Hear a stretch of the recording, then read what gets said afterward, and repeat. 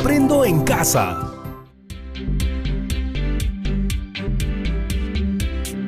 Hola chicas y chicos de segundo de secundaria. Bienvenidos y bienvenidas a un nuevo programa de Ciencias Sociales aquí en Aprendo en Casa. Hoy va a ser un día muy emocionante. ¿A que no adivinan qué aprenderemos hoy? Les doy unas pistas. Pachacútec, Machu Picchu, Quechua, Caminos de Piedra. ¿Les suena algún tema en particular? ¿Adivinaron? ¡Exacto! Hoy vamos a descubrir sobre la historia del Tahuantinsuyo. Algo que debes saber es que los investigadores no han encontrado un sistema de escritura incaico. ¿Puedes imaginarte cómo han hecho para obtener información sobre el Tahuantinsuyo? Para eso existen diversas fuentes y las descubriremos en este programa. Pon mucha atención que este programa promete. Así que pásale la voz a toda tu familia que seguro también aprenderán muchísimo. Ahora sí, es hora de reconstruir nuestro pasado.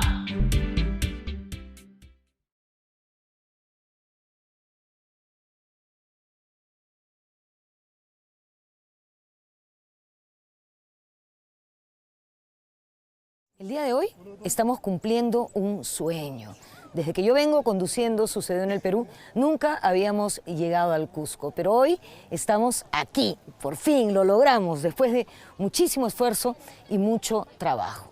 Sí, estamos en el ombligo del mundo, en la cuna del imperio incaico, en la síntesis del Perú antiguo. Y justamente de eso vamos a hablar el día de hoy, del Tahuantinsuyo. Y qué mejor lugar para presentar este programa que Machu Picchu.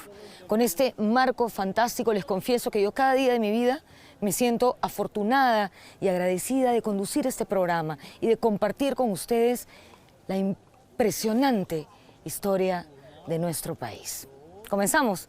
Soy Norma Martínez y esto sucedió en el Perú. ¿Cómo un pueblo que no conoce el hierro, que no conoce el caballo, pudo llegar a un grado de avance más elevado que las culturas del viejo mundo? Los hallazgos recientes indican que Huari e Incas son una continuidad.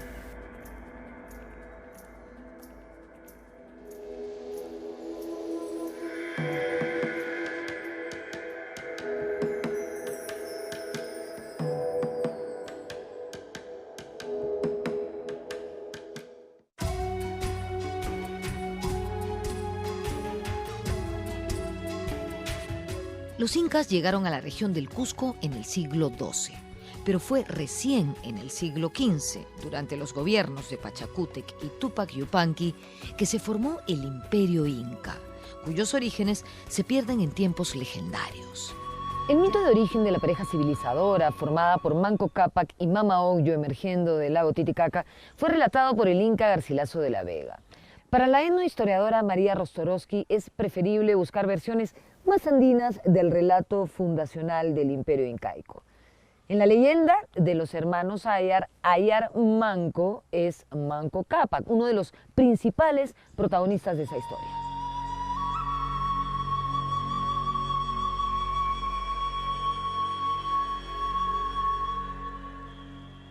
Para el historiador Valdemar Espinosa, Manco Cápac es una figura histórica nublada de aditamentos mitológicos y legendarios. En su persona se compendia un largo periodo de historia que empieza con la migración en busca de tierras fértiles desde Pacaritampu hasta Cusco. ¿Cuál es la interpretación de los mitos de origen? Lo sustancial es que los incas no eran originarios del Cusco, sino que llegaron hasta estas tierras para formar una gran civilización desde el sur. Lo concreto es que Manco Cápac es considerado el primer inca. Estamos en los vestigios del Palacio de Colcampata, en las faldas de Sacsayhuamán. Según la leyenda, este fue el Palacio de Manco Cápac.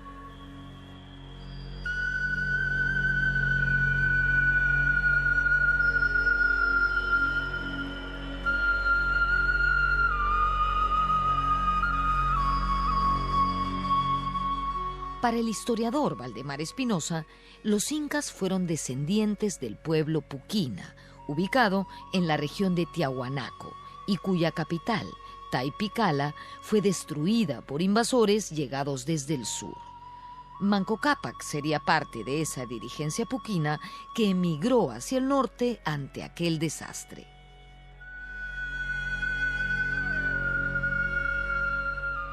Y buscando tierras de cultivo porque probablemente había ahí problemas, ¿no?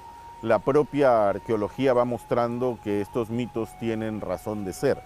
Desde hace un par de años, quizás un poco más, se encuentran excavaciones donde hay gente wari muy cerca al Cusco, ¿no? Lo que nos muestra toda esa relación que hay con el altiplano. La parte lingüística también nos lo señala, porque parece que los incas antes de hablar quechua hablan aymara y puquina, ¿no? Y después son quechuizados.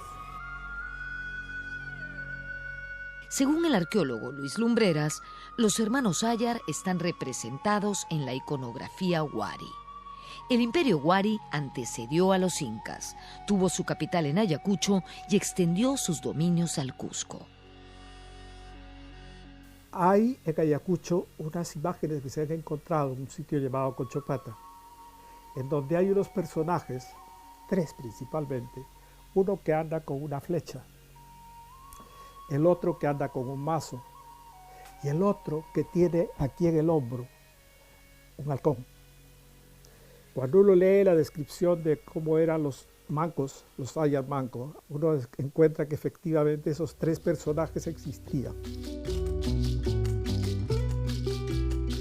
Las mujeres más destacadas de los mitos fundacionales son Mama Ocllo y Mama Huaco. La pareja de Manco Cápac fue Mama Huaco. Mama Huaco, que era una mujer muy poderosa. Tanto Huamampoma, Betanzos, Murú hablan de que era una mujer bastante de mucho poder. Incluso parece que hasta con poderes taumatúrgicos, porque decían ella habla con los cerros, tiene mucho poder. Y ella es la que instaura la estirpe matrilineal. Tal es así que Sinchi Roca, que es el inca que sucede, ¿no? Que viene después de Manco Cápac, es hijo de ella. Y es ella la que, digamos, le pone la mascaipacha, es ella la que lo corona. Según Huamampoma, además de pareja, Mama Huaco fue madre de Manco Cápac. Para María Rostorovsky, Mama Huaco es el prototipo de mujer guerrera, en oposición de Mama Ocllo, la segunda pareja de Manco Cápac, que representa a la mujer hogareña y sumisa. Maritza Villavicencio descarta la idea de los 2 prototipos femeninos y plantea que Mama Ocllo habría sido esposa de Túpac Yupanqui y originaria de Chincha. Aunque, según otros, podría tratarse de un caso de homonimia con el personaje de la leyenda. No en mi versión, sino en la versión de Huamampoma de Ayala, de Martín de Murúa, Betanzos y otros más, es que Mama Ocllo fue la esposa de Túpac Yupanqui, o sea, fue la coya que gobernó con Túpac Yupanqui. Ella fue la madre de Huayna Cápac, el antepenúltimo inca. Entonces comprenderás que hay una distancia generacional, que Mama Ocllo no pudo estar en la fundación en el inicio, ella estuvo después. Ella fue la que acompañó la mayor expansión territorial y marítima del Tahuantinsuyo.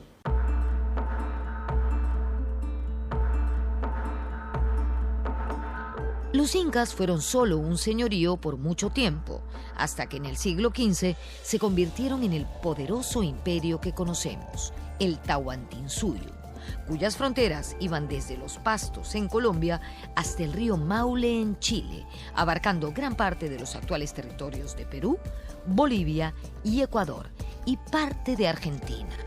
Este enorme estado, que tenía como columna vertebral a la cordillera de los Andes, abarcaba más de un centenar de etnias. Esta expansión se produjo luego de vencer a los chancas, un pueblo guerrero proveniente de Apurímac y Ayacucho. Los incas establecieron el quechua o runa simi como lengua única para consolidar sus dominios. El Tahuantinsuyo se dividió en 4 partes: Chinchaysuyo, Collasuyo, Antisuyo y Contisuyo, que tenían como eje a la capital, la ciudad del Cusco, el ombligo del mundo.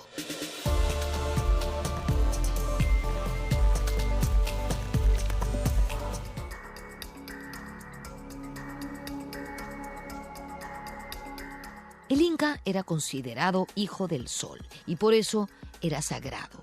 Llevaba una borla llamada mascapaicha y venandas y vestía con ropa finísima. El soberano estaba en la cima de la nobleza, es decir, de la élite cusqueña, que estaba formada por dos grupos. La nobleza de sangre, conformada por las panacas reales, es decir, toda la familia real, y la nobleza de privilegio, conformada por personas premiadas por el Inca debido a sus valiosos servicios prestados al Estado.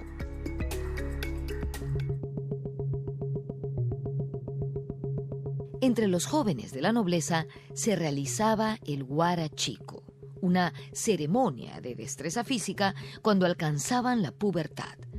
Las panacas se comportaban como facciones políticas que establecían alianzas y armaban conspiraciones. En el Tahuantinsuyo, cada curacazgo se dividía en dos mitades que correspondían a Hanan y Urin, arriba y abajo.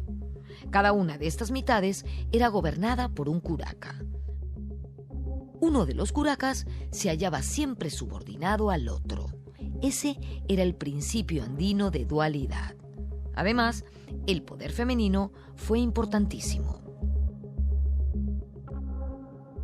Las collas no eran unas mujeres sometidas al Inca. El Inca no tenía un poder omnímodo o de gran emperador como se quiere o como se ha querido hacer creer a través de la historiografía peruana. No, el papel, el rol de la colla era tan importante como el rol del Inca. Y después vienen las iñacas, esas mujeres que son representantes de las diferentes regiones y localidades, pero en el centro mismo del poder, en el Cusco. Por eso, Ciudema dice que las iñacas eran las que organizaban todo aquel calendario agrícola, todo el calendario de producción y el calendario ritual.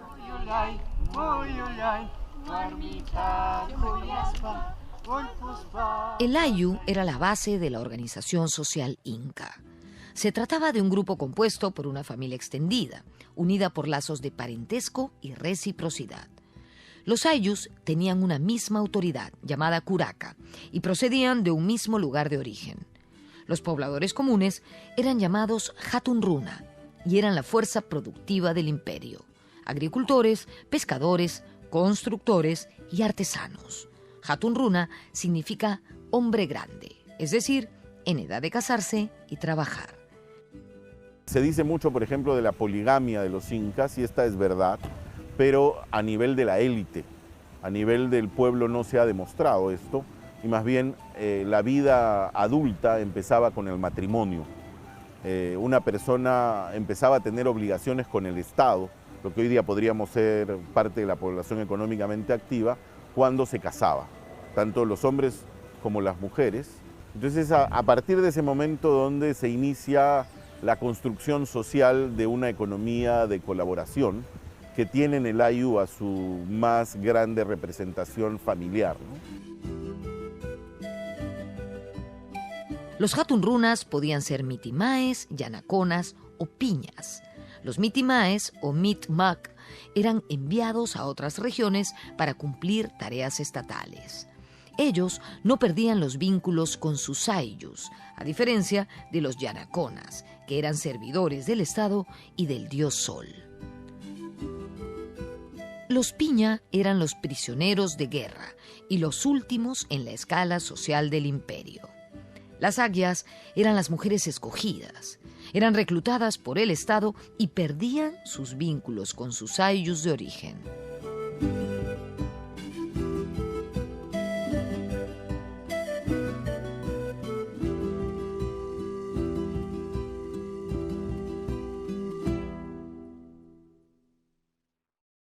Vamos a hablar ahora de un lugar importante para las mujeres en Cusco, el Atyahuasi o Casa de las Escogidas. No se trataba de un convento con monjas de clausura, como creyeron los europeos. No. Según el historiador Valdemar Espinosa, los Atyahuasis, lejos de ser conventos, eran talleres de arte textil donde trabajaban mujeres escogidas y cautivas que eran aprovechadas por el Estado. A cambio, en retribución, recibían un muy buen alojamiento, alimentación y hasta joyas en algunos casos. Hubo varios aguiahuasis en el Tahuantinsuyo, en Quito, en Pachacamac, en Lima, en Ollantaytambo, en la isla de Coati y por supuesto aquí en el Cusco. Se cree que donde hoy está el monasterio de Santa Catalina de Sena, hubo un aguiahuasi. Siempre estamos hablando del poder, ¿no? Los varones eran algo así, el Inca, sus orejones, sus huestes encargados de la expansión, pero eran las mujeres las que consolidaban cada sitio el que se anexaba o que conquistaban. Por eso, a lo largo del Capac Ñan, a lo largo de todo el Tahuantinsuyo, hay más de 40 aguiahuasis. Y los aguiahuasis no eran una suerte de conventos, los aguiahuasis eran los otros espacios de poder femenino que había y ellas consolidaban los gobiernos locales, se encargaban de la administración local. En cada lugar del Capac Ñan, donde hay zonas de abastecimiento,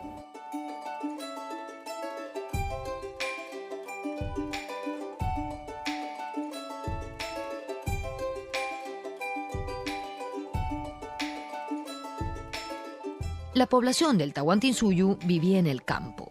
Los centros urbanos eran sobre todo para los burócratas. Recordemos que las comunidades prehispánicas solían moverse de acuerdo a las condiciones geográficas para así poder realizar sus actividades agrícolas. En un espacio como los Andes, en una geografía como los Andes, que es tan difícil, tan hostil, ¿no? Era muy conveniente tener tierras, digamos, en la costa, hacer uso de espacios en la costa, en el Valle Medio, en las zonas cálidas, en las zonas altas, en las zonas de pasturas. Por lo tanto, digamos, todas las sociedades tenían acceso a diferentes espacios ecológicos y muchas sociedades locales podían estar haciendo, digamos, un uso en paralelo de los mismos espacios, ¿no? No todo el ejercicio territorial era continuo, era discontinuo, estaba como salpicado, tal como lo mencionó John Murra dentro de sus textos de la verticalidad y los archipiélagos territoriales, ¿no? La reciprocidad fue un principio básico en la economía incaica. El hoy por ti, mañana por mí. La reciprocidad, la ayuda mutua, permite la reproducción de la familia. La familia se reproduce cientos, miles de años con ese sistema. Pero la familia vive pues, en grandes comunidades, grandes pueblos, huracados, provincias, comunidades que trabajan para ellos con la reciprocidad, que trabajan para la provincia, para la región en conjunto y trabajan para el Estado también. No entran en crisis aunque se produzca un cataclismo, aunque se produzca un fenómeno del Niño, aunque el agua arrase, porque las otras comunidades le suministran lo que necesita hasta que se recompongan. Era un sistema muy sabio. Del mismo modo, establecer vínculos de parentesco era la base fundamental para formar alianzas. A partir de la etapa de la expansión, a partir de la época probablemente del Inca Pachacútec, ¿no? En el cual, digamos, se trata de hacer un mayor ejercicio de poder ritual, ceremonial, en la cual, digamos, se da todo una difusión del culto solar. Y en ese sentido, digamos, se trata, digamos, de una constante movilidad de parte de la élite inca hacia todo lo que sea, digamos, el entorno de Cusco. Y en ese sentido, el Inca va viajando constantemente y logrando alianzas con las sociedades locales, con los curacas locales, ¿no? Y la forma, digamos, de establecer esas alianzas era por medio de establecer parentescos, en el cual, digamos, el Inca se casaba con las hijas o con las hermanas de los curacas locales, y asimismo, digamos, los curacas locales hacían lo mismo con las hijas, ¿no?, del Inca o las hermanas del Inca, y se establecían fuertes lazos de parentesco. El trabajo estaba organizado bajo 3 formas: la mita, la minca y el aini. La mita era el tributo, el trabajo colectivo que se cumplía por turnos a favor del Estado. Lo comunal siempre estaba por encima de lo individual. Y cuando se forma el Estado, el imperio, hay otra medida económica que permite el funcionamiento del imperio. Es la mita, o sea, el tributo de todos, pero de toda la gente que está en condiciones físicas de poder trabajar y producir, sembrar, criar animales, tejer, trabajar en las minas, porque el Estado necesita eso para retribuir pues, a la gente que trabaja a su favor, a los soldados, a los agricultores, a los tejedores. Eso no es esclavismo, eso no es feudalismo, eso no es capitalismo, eso es otro nombre que darle a eso. Y el nombre que se propuso hace tiempo y sigue vigente es modo de producción comunal tributario. Estamos hablando de una economía donde no se usaba la moneda, donde no se conoce el comercio, sí el intercambio, pero no intercambio por moneda, por metálico. Y entonces el trabajo se vuelve sumamente importante. Es lo que le da la gente al Estado como contribución a través de la mita, es lo que la gente entrega como contribución a su propio ayu a través de la reciprocidad, el aini. Entonces cada quien tiene un encargo. Yo estoy encargado de cultivar la coca, él está encargado de cultivar la papa, el otro está encargado de cuidar el ganado, pero todos nos ayudamos. La principal actividad económica en el Tahuantinsuyo fue la agricultura y, en segundo lugar, la ganadería. Se trató de una economía mixta, con tecnología agraria basada en conocimientos ancestrales como, por ejemplo, técnicas de chacras hundidas, terrazas o andenes. La papa fue el alimento básico, mientras que el maíz y la coca eran consideradas plantas sagradas. La tierra no es un bien, sino la tierra es una diosa, tiene nombre, se llama Pachamama.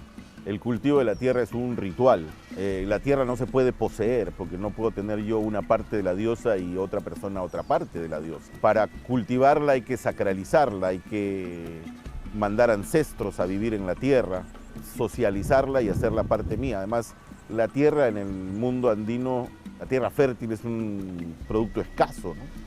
No construyeron andenes por deporte, sino porque no habían las suficientes tierras de cultivo para todos.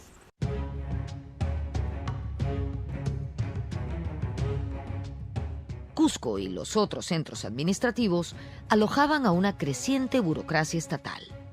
En la capital del imperio se levantaron suntuosos templos y palacios. Las plazas incas eran inmensas y tenían forma trapezoidal. En ellas se realizaba una intensa actividad social y religiosa. Fue el Inca Pachacútec quien diseñó la grandiosa ciudad del Cusco que recogieron las crónicas. Entre los principales funcionarios del Estado Inca estaba el inspector o veedor, el Tucuy-Ricuy, también conocido como el que todo lo ve, o los ojos y oídos del Inca. Los quipu camayoc eran los encargados de los quipus, que servían para contabilizar. Se piensa que también eran una forma de escritura. Los incas parecen haber asimilado del Imperio Wari no solo aspectos artísticos, sino técnicas agrícolas y de construcción.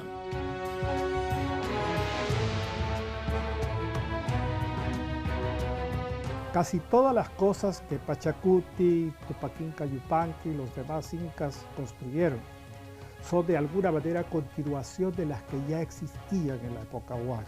Separar Wari de los incas por el momento se va haciendo cada vez más difícil, o sea, la diferencia es como la del abuelo al nieto, pero las evidencias, fuera de lo que antes conocíamos, que era básicamente la cerámica, los tejidos y demás, ya son definitivas. Existía el quipu, encontramos el quipu ya en un proceso de conformación similar al de los incas, encontramos los sistemas de drenaje, el sistema hidráulico de Wari es muy parecido al de los incas.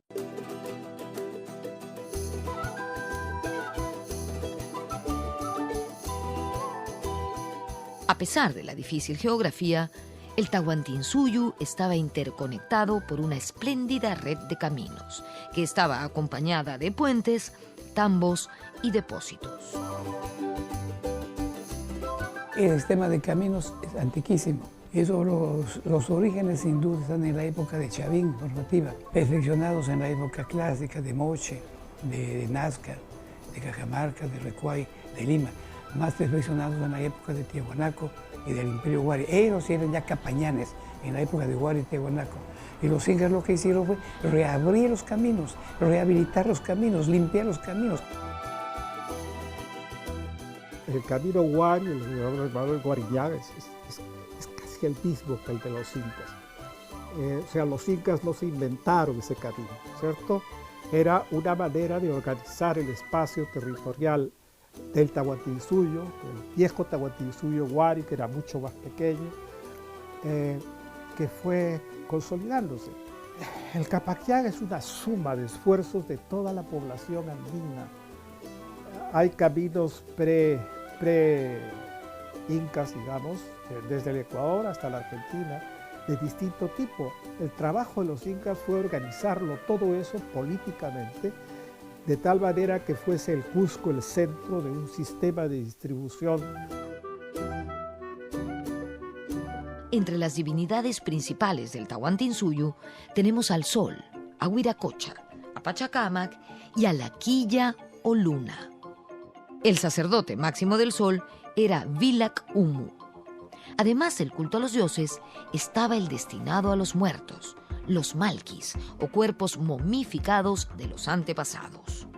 Con el tiempo, estas momias adquirieron tanto poder que incluso compitieron con el mismo soberano.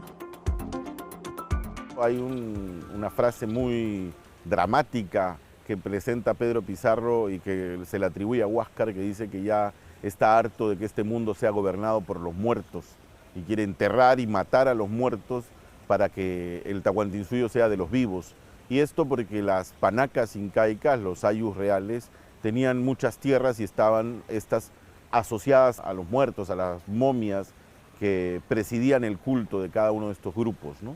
Entonces Huáscar quería de alguna forma reordenar eso y dándole ese poder al inca gobernante y no a los grupos de poder que siempre estaban ahí en constante lucha. El imperio de los incas fue el broche de oro de la milenaria civilización andina. Un programa de 45 minutos es muy corto para condensar toda su historia, pero más adelante les ofreceremos más.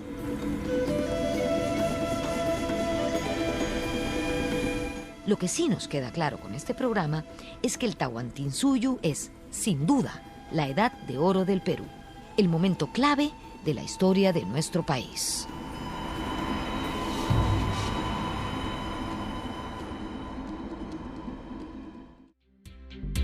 ¿Qué les pareció? Yo me quedé con ganas de saber mucho más, pero creo que hoy no será posible porque ya estamos llegando al final.